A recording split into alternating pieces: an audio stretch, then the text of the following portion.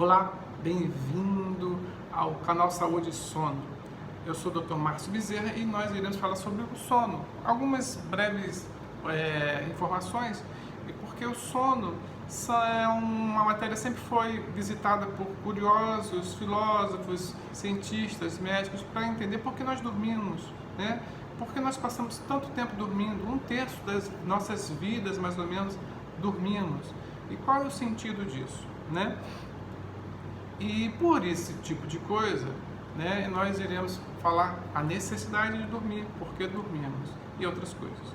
Então, qual é a definição de sono? Sono na nossa espécie, ela é definida como um estado de imobilidade sem movimentação. E isso é diferente de espécie para espécie. O golfinho, ele dorme com um lado do cérebro, a gente chama um hemisfério, porque ele precisa respirar, mas ele continua nadando. O tubarão continua nadando e dormindo. As aves ficam migrando, elas deixam um hemisfério funcionando enquanto o outro está dormindo. Interessante, né? Então, o que nós queremos lembrar a vocês que o sono é uma atividade fundamental, né? Mas por que dormimos, né? Nós temos um fator, na verdade são 3 fatores, um fator que dura 24 horas, que é o circadiano, um fator de pressão interna, que nós chamamos homeostático, e os fatores que nos precipitam a dormir. Bom, o fator circadiano, que é o ciclo sono-vigília, que dura em torno de 24 horas, deu o nome circadiano, em torno de um dia. Nosso sono, ele varia entre 24 e 25 horas. O que faz nós dormirmos? A luminosidade, ela informa ao nosso cérebro, uma região chamada núcleo supraquiasmático, uma região do hipotálamo, que faz a gente liberar a melatonina durante a fase do escuro. Então, no escuro, ela é liberada a melatonina, um dos fatores que nos propiciam a dormir. O outro fator que nós falamos anteriormente é o fator homeostático, é a nossa pressão interna, é um fator de acúmulo. Quanto mais você fica cortado, maior a sua pressão para dormir. Mas por quê? Porque você tem atividade metabólica e esses produtos dessa atividade, como a adenosina, elas nos induzem ao sono. O cafezinho que você toma, ele inibe a tal da adenosina, ok? E os fatores precipitantes, ou seja, você tem que ter no seu quarto, né, no seu local de dormir, um ambiente totalmente preparado para isso. A cama, o travesseiro, o ambiente escuro e os fatores psicológicos, né? Você está nervoso, ansioso, e isso também, claro, todo mundo sabe, isso faz uma inibição do sono. Então, quando você harmoniza esses 3 fatores, você terá uma noite de sono bem agradável, né? Mas por que dormimos? Não há uma teoria única. Nós iremos falar rapidamente algumas, de uma forma bem breve, né? Porque existe tanta teoria, mas como a gente não está falando para uma aula de medicina, a gente vai falar só algumas interessantes, tipo consolidação de memória. Se você dormir bem, você tem no outro dia uma lentificação de raciocínio. Então, vários estudos em animais, em seres humanos, mostram essa dificuldade em você ter um aprendizado.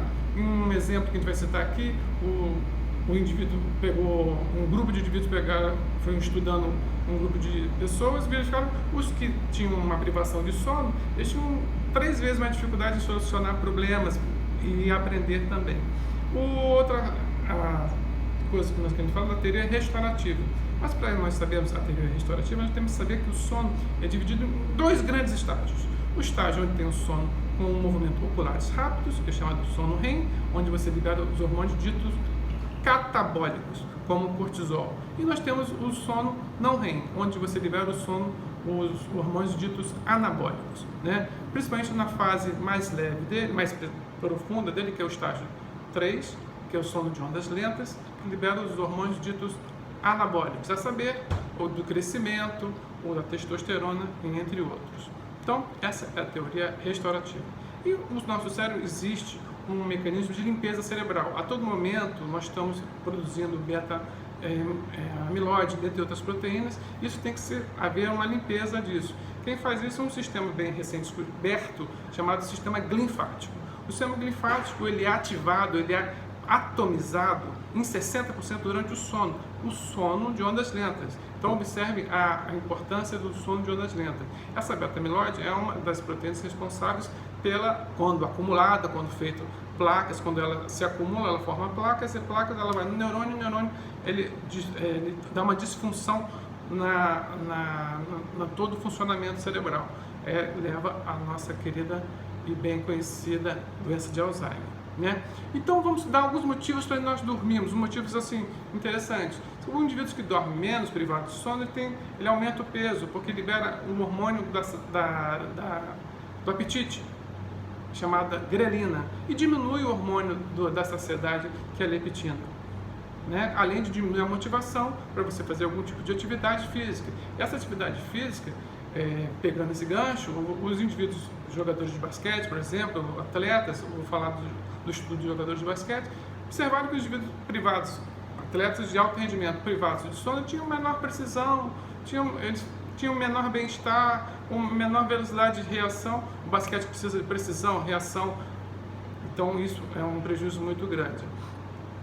A interação social é uma coisa que a gente observa no indivíduo que tem insônia, mas um privado de sono, espontaneamente privado de sono, ele tem uma dificuldade de entender a face do indivíduo, a linguagem não verbal, o código não verbal. Se o indivíduo está triste, o indivíduo está alegre, isso faz com que ele tenha dificuldade na interação social, fazendo com que ele fique mais dentro de casa, mais em ostracismo, com baixa interação social. A todo momento que a gente fica resfriado, a gente tem uma sonolência, ou qualquer infecção, né, tem uma sonolência. Isso é devido à liberação, entre outras coisas, das citoquinas. E um grupo de indivíduos estudando, privando indivíduos menos de 7 horas contra os indivíduos que dormiam melhor, os indivíduos que eram privados de sono tinham 3 vezes mais chance de ter resfriado do que os indivíduos que não tinham privação de sono. Difícil, né? Outra coisa que é interessante do ponto de vista biológico, mas é triste do ponto de vista de observação clínica, é os indivíduos que têm uma disfunção da capacidade reprodutiva. Isso foi estudado por um grupo de chineses e observaram que os indivíduos privados de sono tinham uma redução do tamanho testicular e da sua capacidade reprodutiva. Então observe como o sono não é apenas um estado fisiológico de inércia, ele tem uma função muito grande. Você tem uma atividade cerebral muito bem refinada, muito bem elaborada, então a necessidade biológica para nós podermos chegar a esse estado de bem-estar, né? Esse bem-estar foi, como a arte imita a vida, no livro do Gabriel Garcia Marques, do 100 anos de solidão. Ele demonstra isso quando ele descreve um momento da praga da insônia. Os indivíduos começam a ter um baixo desempenho, um aumento do esquecimento. Lógico, tem que ter a licença poética, no sentido de uma grande força metafórica que ele coloca, mas ele descreve, publica em 1967, ele descreve que há uma perda na sua capacidade cognitiva e de resolução. Antes de todos os estudos de memória e sono. Inteligente, né? A dica para você ler: 100 anos de solidão. Já vendeu 50 milhões de cópias. Beleza, né? A ideia agora é nós falarmos o que a gente pode fazer. Essas chamadas regras de higiene do sono, a gente vai falar rapidamente. Essa regra de higiene do sono são, tipo assim, você não tomar Coca-Cola, Pepsi-Cola antes de dormir, refrigerantes baseados em cola, café, chá que tem o componente principal, a cafeína, você não estudar na cama, não ver televisão na cama antes de dormir, celular, muito comum, porque essas luzes, o celular é uma luz em comprimento de faixa do azul e faz com que iniba aquele nosso amigo, né? O nosso núcleo supraquiasmático, ele vai entender que não é para liberar a melatonina. Com isso você não vai ter um sono reparador e restaurador, ok? E outra coisa que a gente não pode fazer é estudar na cama. Você não disse que o sono melhora a memória? Sim, mas você estudar na cama, não.